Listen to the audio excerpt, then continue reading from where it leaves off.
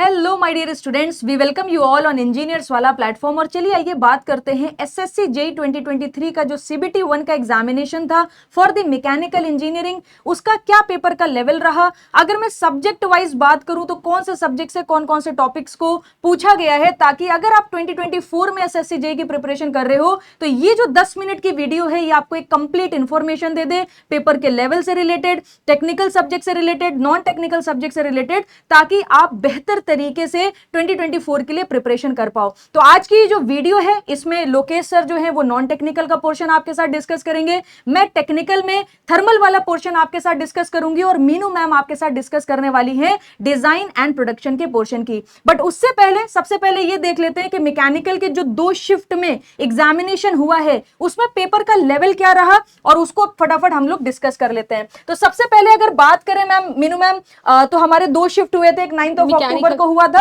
और एक 11 अक्टूबर को हुआ था। पेपर की डिफिकल्टी लेवल की अगर बात करेंगे तो पेपर हमारा इजी टू मॉडरेट ही बोला जाएगा। हाँ। जो मैकेनिकल का पेपर था उसे हम टफ कैटेगरी में नहीं रखेंगे। टेक्निकल की अगर बात करें तो उसको टफ कैटेगरी में नहीं, हमने उसे इजी और मॉडरेट कैटेगरी में ही रखा है। और आई थिंक दोनों ही पेपर एक दूसरे को रिजेंबल ही कर रहे थे। बहुत सारे ऐसे टॉपिक्स थे जो रिपीट हो रहे थे सेकंड वाले पेपर में, जो कि फर्स्ट पेपर में ऑलरेडी पूछा जा चुका था। अच्छा, मैं यहाँ पर एक चीज ऐड कर देना चाहती हूँ कि मैकेनिकल का जो पूरा सिलेबस है ना, हमने उसे 3 पार्ट में डिवाइड कर दिया है हमारे इंजीनियर्स वाला में।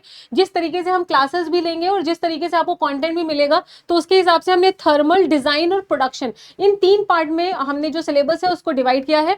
थर्मल वाला पूरा पोर्शन हमारी लामिया मैम ही लेती है और आप देखो यहाँ पे 65 से 70 क्वेश्चन एसएससी जेईई सीबीटी 1 में आया है। दोनों ही सेट में लगभग यही रहा है। उसके बाद डिजाइन का भी 10 से 15 नंबर का और प्रोडक्शन का भी हमें 10 से 15 नंबर का, वो दोनों ही सेट में रहा है। हाँ। अब नेक्स्ट में लामिया मैम डिस्कस करेंगी कौन कौन से टॉपिक्स आए थे जिससे डायरेक्ट क्वेश्चन आपको बना। हाँ। तो जो थर्मल इंजीनियरिंग वाला पोर्शन था, क्वेश्चंस बहुत आसान थे। अगर आपने क्लास को बढ़िया तरीके से पढ़ा होगा तो ऑलमोस्ट सारे क्वेश्चंस बन जाएंगे और स्टूडेंट्स जो है 90+ क्वेश्चंस अटेम्प्ट भी करके आए हैं। तो सेकंड लॉ से क्वेश्चन देखने को मिला था। केल्विन प्लैंक स्टेटमेंट मतलब perpetual motion machine of first kind, second kind, इससे क्वेश्चन देखने को मिला। बॉयलर माउंटिंग एंड एक्सेसरीज से काफी क्वेश्चन थे और बॉयलर से भी क्वेश्चन आए थे। वाटर ट्यूब बॉयलर कौन सा है, फायर ट्यूब बॉयलर कौन सा है, इस तरीके से पूछा गया था। पीएमएम 1, पीएमएम 2 से क्वेश्चन थे। थर्मोडायनेमिक प्रोसेसेस से क्वेश्चन आपके पूछे गए थे, जैसे कि चार्ल्स लॉ के बारे में पूछा गया, थ्रॉटलिंग प्रोसेस के बारे में पूछा गया, आइजनथैलेपिक प्रोसेस के बारे में पूछा गया, नोजल से क्वेश्चन था, डायमेंशनल एनालिसिस से क्वेश्चन था, बेसिक्स ऑफ रेफ्रिजरेशन मतलब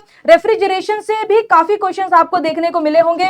2 स्ट्रोक 4 स्ट्रोक इंजन से क्वेश्चन आपका पूछा गया है। Air standard cycle, auto, diesel, dual में क्या रिलेशन है, एफिशिएंसी का वो भी पूछा गया। एंट्रोपी पूछी गई, Bell Coleman, axial compressor, capillary tube से क्वेश्चन था। रेफ्रिजरेंट से क्वेश्चन पूछा गया मैचिंग वाला, इधर रेफ्रिजरेंट दे दिए, उधर इनका यहां पर डेजिग्नेटेड फार्मूला दे दिया और मैचिंग कराने को बोला गया था, तो वो भी क्वेश्चन पूछा गया। वेपर कंप्रेशन रेफ्रिजरेशन सिस्टम से भी क्वेश्चन आपके पूछे गए हैं। सुपर चार्जिंग से एक क्वेश्चन आया था, कार्बोरेटर से क्वेश्चन पूछा गया।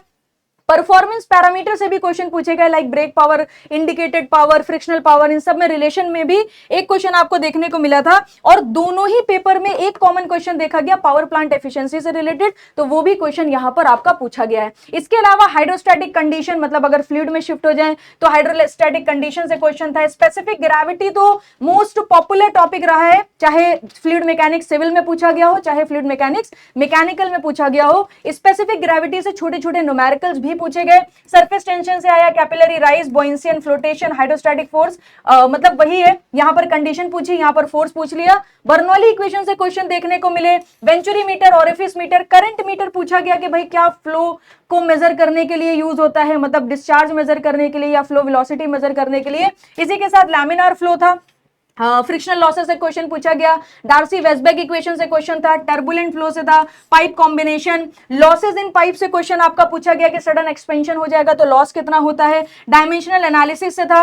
रेक्टेंगुलर वियर से क्वेश्चन पूछा गया जिसमें आपको डिस्चार्ज निकालना था। और इसी के साथ साथ ये पूरा पोर्शन रहा थर्मल इंजीनियरिंग का, including fluid mechanics, basic thermodynamics, RAC, IC engine, power plant. ये पूरा कंबाइंड एनालिसिस है और आपको ये सारे ही टॉपिक पर बहुत अच्छे से ध्यान देना है, मगर इसका ये बिल्कुल मतलब मतलब नहीं है कि बाकी टॉपिक्स पे नहीं देना है, वो तो करने ही है, मगर इससे एक आइडिया लग जाता है कि भाई जो हम पढ़ रहे हैं उसी से क्वेश्चन पूछा जा रहा है। ठीक है, अब बात कर लेते हैं डिजाइन के सब्जेक्ट्स की। मैम वैसे भी अब CBT 2 आने वाला है और CBT 2 में आपको एक बैलेंस्ड अप्रोच मिलेगी, क्योंकि आपने देखा होगा जो SSC JEE का मेंस का पेपर होता है ना, उसमें भी आप देखोगे ये जो थर्मल डिजाइन और ये जो प्रोडक्शन का पोर्शन है उसको इक्वल वेटेज दिया जाता है। तो ये हम मान के चल रहे हैं CBT 2 में एक बैलेंस्ड अप्रोच SSC JEE की तरफ से आप लोगों को जरूर देखने को मिलेगी। तो भले ही CBT 1 में आपको थर्मल का पोर्शन डेफिनेटली, और जो वो हमें पता भी था कि ऐसा ही होने वाला है, और हमने SSC JEE जब हम पढ़ाते भी थे तब भी हमने ये बात बोली थी कि ऐसा ही होगा, लेकिन CBT 2 के लिए आपको बिल्कुल बैलेंस्ड अप्रोच के साथ आगे बढ़ना चाहिए। ठीक है, तो यहाँ पर अब मैं डिस्कस कर रही हूँ डिजाइन के पोर्शन में कौन कौन से टॉपिक से क्वेश्चन आए हैं। गवर्नर से आपको क्वेश्चन को देखने को मिला है flywheel, cam and follower, gear train वगैरह से, cone clutch, friction, Lami's theorem और पुली वगैरह से भी आपको क्वेश्चन देखने को मिले हैं। उसके बाद shear force and bending movement, सोम का ये जो पार्ट है स्ट्रेंथ ऑफ मटेरियल का, वहां से आपको क्वेश्चन देखने को मिला। बेंडिंग मूवमेंट से देखने को मिला theory of column, thin cylinder, elastic modulus और बल्क मॉडुलस से आपको क्वेश्चन देखने को मिला। मैं आपको बता दूं ये जो सेशन रिकॉर्ड हो ही इसलिए रहा है क्योंकि 10 मिनट में 2024 के स्टूडेंट्स को टॉपिक पता लग जाए कि यही आते हैं, और एटलीस्ट इन टॉपिक्स को बहुत अच्छे से रगड़ ले वो अपने पूरी प्रिपरेशन में। प्रोडक्शन देखो बहुत वास्ट है, लेकिन इतना ही टॉपिक टच किया गया। मिलिंग से क्वेश्चन देखने को मिला, एक्सट्रूजन से, लेथ से, दोनों ही सेट में पेपर देखने क्वेश्चन देखने को मिला। मटेरियल साइंस से भी आपको क्वेश्चन देखने को मिले दोनों ही सेट में। हॉट वर्किंग, कोल्ड वर्किंग से, मटेरियल प्रॉपर्टी से, वेल्डिंग से और टर्निंग से आपको क्वेश्चंस देखने को मिले।